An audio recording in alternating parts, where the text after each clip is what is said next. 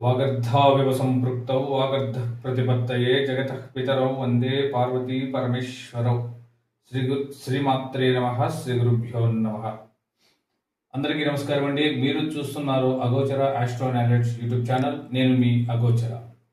ఈరోజు జాతకాన్ని పరిశీలించేటప్పుడు 5వ భావాన్ని ఎలా విశ్లేషించాలి అనే విషయాన్ని మనం తెలుసుకుందాం.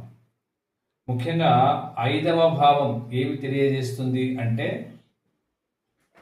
సంతానం, విద్య, ప్రేమ, సృజనాత్మకత, క్రీడలు, బుద్ధి, లాటరీ, షేర్ మార్కెట్ మొదలైన విషయాలను తెలియజేస్తుంది.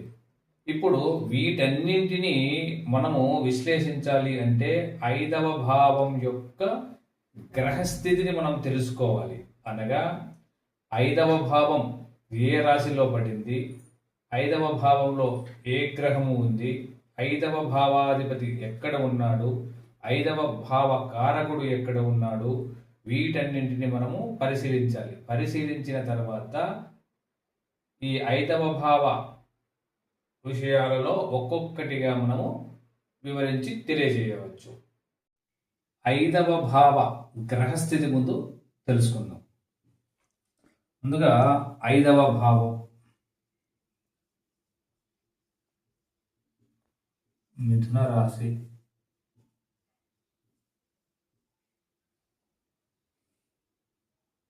భావంలోని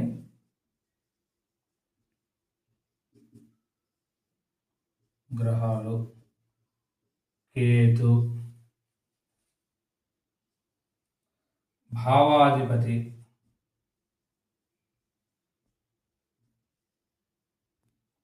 బుధుడు.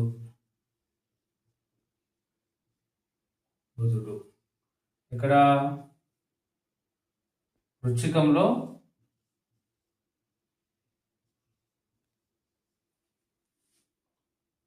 రవి రాహువులతో కలిసి ఉన్నాడు.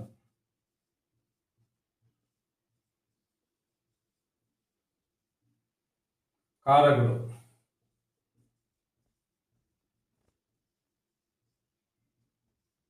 గురువు. ఇక్కడ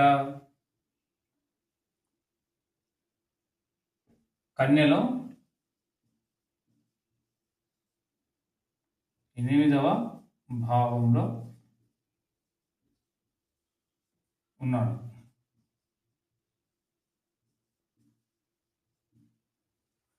ఇప్పుడు మనము ఈ గ్రహస్థితి ఆధారంగా ఒక్కొక్క విషయాన్ని మనము పరిశీలిద్దాం.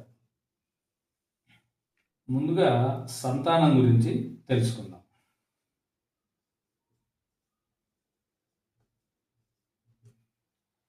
ఐదవ భావం మిథునంలో పడింది. మిథునము అనేటటువంటిది నిష్ఫల రాశి. అయితే 5వ భావాధిపతి అయినటువంటి బుధుడు వృశ్చికంలో ఉన్నాడు. వృశ్చిక రాశి అనేటటువంటిది ఫలరాశి. కావున సంతానము కలుగుతుంది.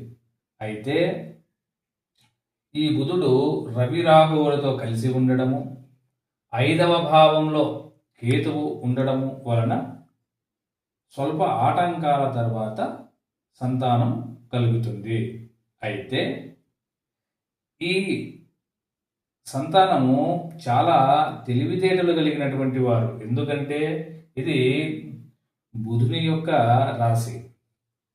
అంతేకాకుండా కారకుడు గురువు ఎక్కడ ఉన్నాడు? మళ్ళీ బుధుని యొక్క రాశిలోనే ఉన్నాడు, కన్యలో ఉన్నాడు. అది 8వ భావం అయ్యింది. తర్వాత బుధుడు సహజ 8వ భావంలో ఉన్నాడు. అనగా ఈ పిల్లలు చాలా విశ్లేషణాశక్తి కలిగినటువంటి వారు, విషయ పరిజ్ఞానం కలిగినటువంటి వారు, ఇంటెలిజెన్స్ అయినటువంటి వారు అయి ఉంటారు. వీరు చాలా బుద్ధిమంతులై కూడా ఉంటారు. తర్వాత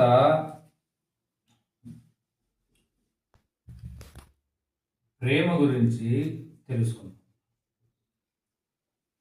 ఇక్కడ 5వ భావంలో కేతువు, 5వ భావాధిపతి బుధుడు రవి రాహువులతో కలిసి ఉండటం వలన, ఇంకా ఐదవ భావము మిథున రాశి అవ్వడం వలన వీరి యొక్క ప్రేమలో స్థిరత్వం చాలా తక్కువగా ఉంటుంది.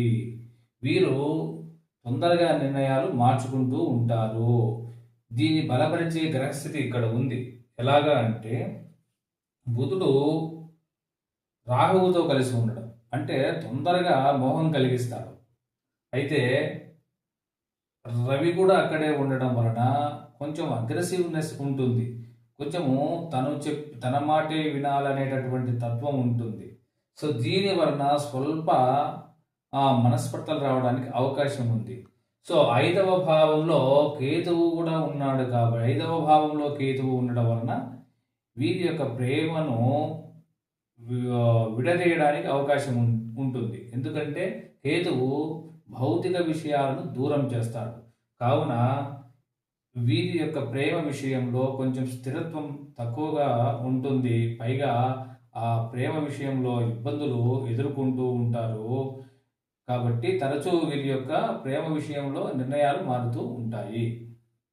ఇక విద్య, సృజనాత్మకత వంటి విషయాల గురించి తెలుసుకుందాం.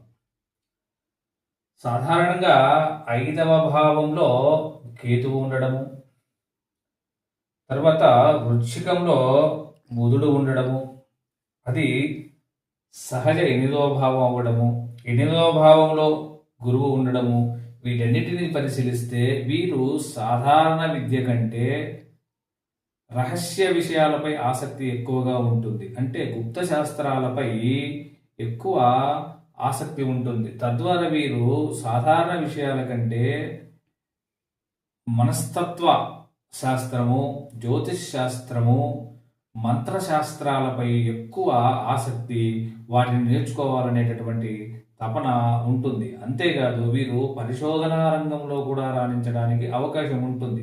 ఏదైనా విషయాన్ని శోధించడంలో, వాటి నుంచి వెలికి తీయడంలో వీరు సిద్ధహస్తులు. పైగా వీరి యొక్క సృజనాత్మకత అనేటటువంటి చాలా బలంగా ఉంటుంది. ఎందుకంటే ఐదవ భావము అనేటటువంటిది మిథున రాశి కావడం వలన వీరి యొక్క అభిరుచులు, అలవాట్లు మరియు సృజనాత్మకత ఏ విధంగా ఉంటుంది అంటే ఎక్కువగా రచనలు చేసే ఆసక్తి మరియు వ్యాసాలు, గ్రంథాలు రాసి పబ్లిష్ చేయాలనేటటువంటి ఆలోచన అనేటటువంటివి ఉంటాయి. ఇవన్నీ కూడా మరి ఈ రచనలు, ఈ వ్యాసాలు ఇవన్నీ కూడా ఎక్కువగా ముందుగా చెప్పినట్టు ఈ జ్యోతిష్యం పైన కానీ, పరిశోధనా రంగం పైన కానీ, లేదా ఆధ్యాత్మిక విషయాలపైన కానీ ఎక్కువ వీరు రాయడానికి అవకాశం ఉంటుంది. ముఖ్యంగా వీరు ఏ విషయాన్నైనా కూడా చాలా తొందరగా అడాప్ట్ చేసుకోగలుగుతారు. అంతేకాదు చాలా ఇన్డెప్త్గా వెళ్తారు. ప్రతి విషయాన్ని కూడా సహేతుకంగా, లాజికల్గా, తత్వభరితంగా ఆలోచిస్తారు, తార్కికంగా ఆలోచిస్తారు. సో ఇది వీరి యొక్క విద్య, సృజనాత్మకత. అంతేకాదు నవాంశలో కూడా గురువు మిథున రాశిలో ఉన్నాడు. సో 8వ భావంలో ఉండడము, ఎక్కడ భావచక్రంలో 8వ భావము, రాశిలో కన్యా రాశి, నవాంశలో మిథునంలో ఉన్నాడు. కావున వీరి యొక్క కారకుడైనటువంటి గురువు వలన కూడా ఎక్కువగా ఆధ్యాత్మిక విషయాలు, ధర్మబద్ధమైనటువంటి విషయాలు, మంత్రశాస్త్రాలు వంటి విషయాలపైన ఎక్కువగా వీరికి ఆసక్తి ఉంటుంది. ఇక క్రీడలు, లాటరీలు, షేర్ మార్కెట్ వంటి విషయాల గురించి చర్చిద్దాం. వీరు క్రీడల్లో ముందు ఉంటారు. సో జట్టును నడిపించి నాయకత్వాన్ని అందిపుచ్చుకుంటారు. వీరి యొక్క పర్యవేక్షణలో జట్టు నడుస్తుంది.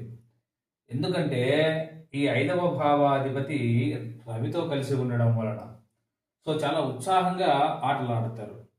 అయితే పూర్తి స్థాయిలో వాటిపైన వ్యామోహం ఉండదు. ఆడేటప్పుడు మాత్రం చాలా అంకిత భావంతో ఆడగలుగుతారు. అలాగే వీరు లాటరీలు, షేర్ మార్కెట్ విషయంలో చాలా జాగ్రత్తగా ఉండాలి.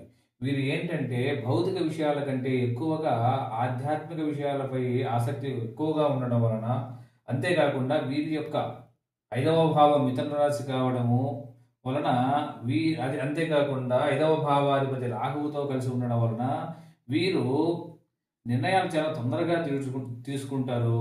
అంతేకాకుండా ఎక్కువగా మోసపోతూ ఉంటారు ఈ రాహువు ప్రభావం వలన. అయితే ఇవన్నీ కూడా ఆధ్యాత్మిక చైతన్యాన్ని కలిగించడానికి ఉపయోగపడతాయి. అందుకే వీరు లాటరీలు, షేర్ మార్కెట్ వంటి విషయాల్లో చాలా జాగ్రత్త తీసుకోవాలి. ముందు వచ్చినట్టే ఉంటాయి. తర్వాత మళ్ళీ పోగొట్టుకుంటూ ఉంటారు. తద్వారా వాటి మీద ఆసక్తి అనేటటువంటిది క్రమేణా తగ్గి అసలైనటువంటి జ్ఞానానికి వీరు మరలి వెళ్తారు. ఇవి 5వ భావం యొక్క సాధారణ విశ్లేషణ. కాబట్టి మీరు ముఖ్యంగా ఏ భావాన్ని పరిశీలించినా కూడా ఆ భావం ఏ రాశిలో పడి ఉంది, ఆ భావాధిపతి ఎక్కడ ఉన్నాడు, ఆ భావాధిపతి ఎవరితో కలిసి ఉన్నాడు, కారకుడు ఎక్కడ ఉన్నాడు అన్న విషయాలను పూర్తిగా పరిశీలించి వాటన్నింటినీ సమీకరించి వాటన్నింటినీ సంయుక్తపరిచి సమన్వయపరిచి మీరు ఫలితాలు చెప్పాలి. సో ఇది 5వ భావ విశ్లేషణ. సో ఇలాంటి మరిన్ని విషయాలు మీరు తెలుసుకోవాలంటే మా ఛానల్ని సబ్స్క్రైబ్ చేయండి. మా వీడియోలు నచ్చితే లైక్ చేయండి, షేర్ చేయండి. నమస్కారం.